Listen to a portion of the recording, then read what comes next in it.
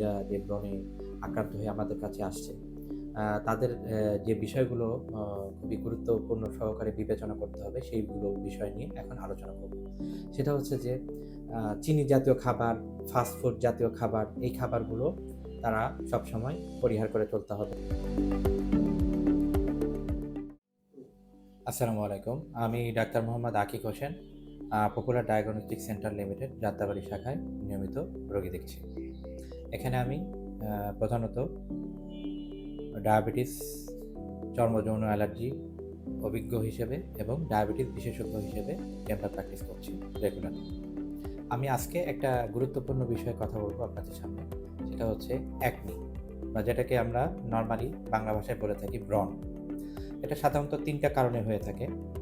প্রথমত কারণ যেটা, যাদের অতিরিক্ত তেল প্রোডাকশন হয়, মানে অয়েলি স্কিন যাদের, তাদের এটা সাধারণত বেশি হয়ে থাকে।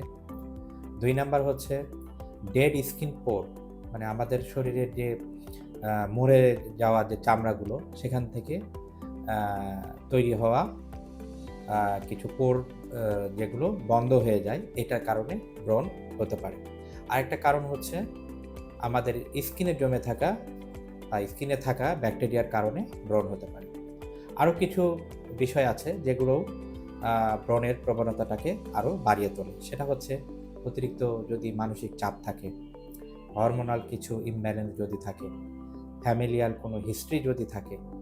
দেখা যায় অনেক মহিলারা যেটা কাজ করে যে উল্টাপাল্টা তারা মেকআপ প্রোডাক্ট ব্যবহার করে। এক্ষেত্রে দেখা যায় তাদের ব্রণ হওয়ার সম্ভাবনা অনেকাংশে বেড়ে যায়।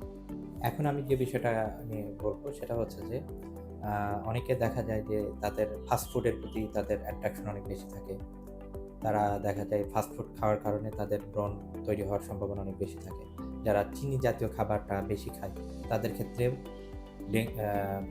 ব্রণ হওয়ার সম্ভাবনাটা অনেক বেশি থাকে। আর একটা বিষয় হচ্ছে যারা রাত জাগার যাদের অভ্যাস আছে, তাদের ব্রণের সম্ভাবনা অনেক অনেক গুণ বেড়ে যায়। এবং যারা ভাজা পোড়া জাতীয় খাবার বেশি পছন্দ করে, এসব ক্ষেত্রে দেখা যায় যে ভাজা পোড়া খাবার খেলে তাদের পেটে গ্যাস তৈরি হয়ে যায়। এবং আরেকটা বিষয় বলা খুব জরুরি, যে পেটে গ্যাসের সাথে ব্রণ ওঠার সম্পর্ক অনেকাংশে জড়িত। যদি পেটে অনেক বেশি গ্যাস থাকে, তাহলে সেক্ষেত্রে ব্রণ বেশি বেশি তৈরি হবে।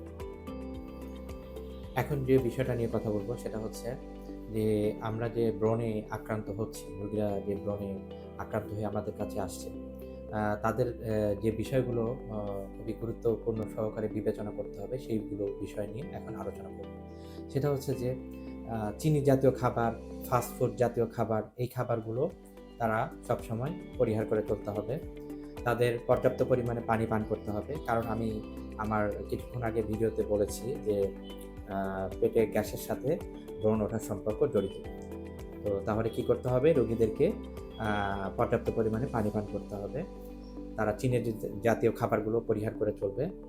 আর রাত জাগার অভ্যাসটা পরিহার করতে হবে। কারণ রাত জাগলে বেশি বেশি গ্যাস তৈরি হবে পেটে, তখন ব্রণ ওঠার প্রবণতাটা বেড়ে যাবে।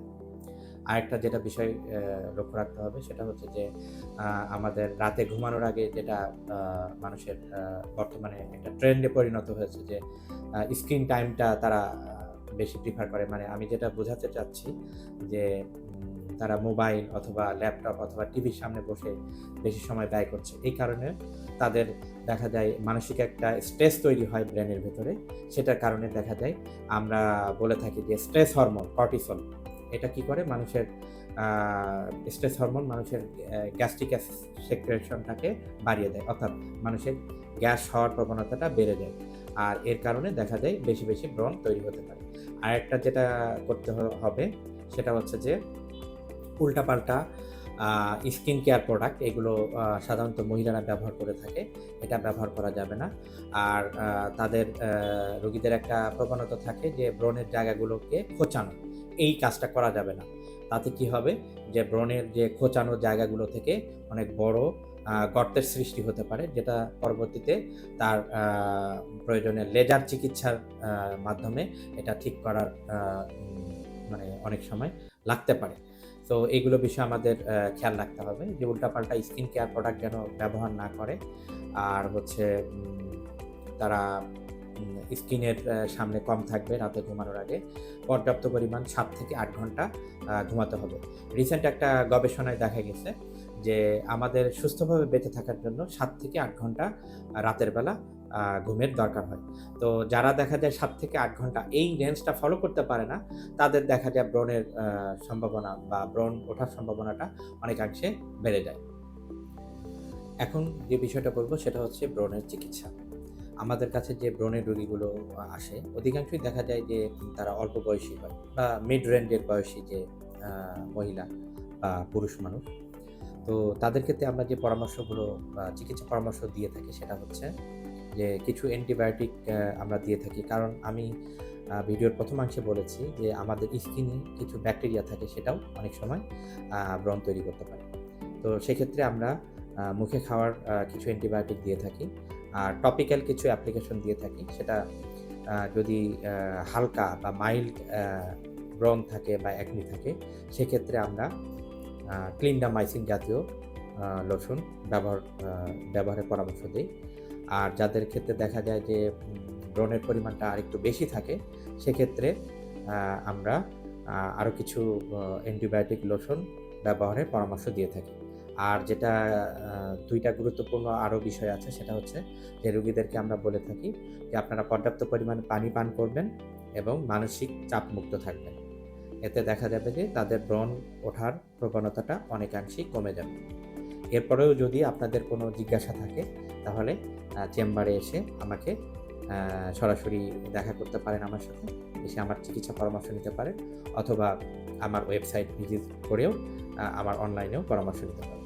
ধন্যবাদ সকলকে। আসসালামু আলাইকুম।